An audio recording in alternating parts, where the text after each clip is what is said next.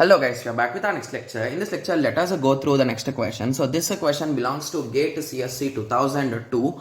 The question is the performance of a pipelined processor suffers if. So they are asking when does a pipelined pipelining processor suffers any issues.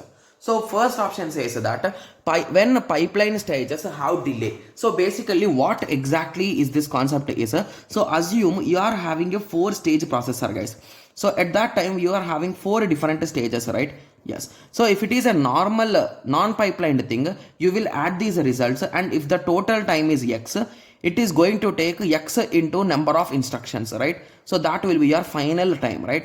Yes. But when it comes to a pipelined one, so one more thing is we are going to have some delays guys, because we will be maintaining some buffers to store the intermediate results at that time. So if this total time is x, if this total time is y, this total time is z, and this total time is a, so we are going to add them guys indirectly. So this stage time plus the wait time, so in total it is going to be x, y, z, a. So among these all, which is maximum? So a is maximum means a into I will be the result, even though the result is less. But if this delay is not there, if this delay is not there, it will be more less, right? So that is the reason why it is going to affect.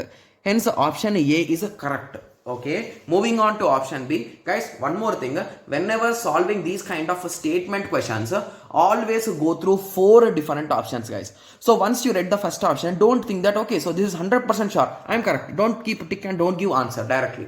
Okay, because always concentrate on rest options also. Okay, yes. So option B says that consecutive instructions are dependent on each other.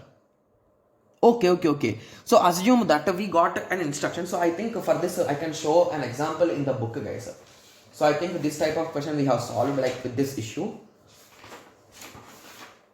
Okay, yeah, in instruction data hazards we have solved. So if you observe here carefully, so here multiplication is taking a 3 perform operation, and division is taking 6 perform operations. So if you observe here carefully, so due to that there is a huge lag here, right?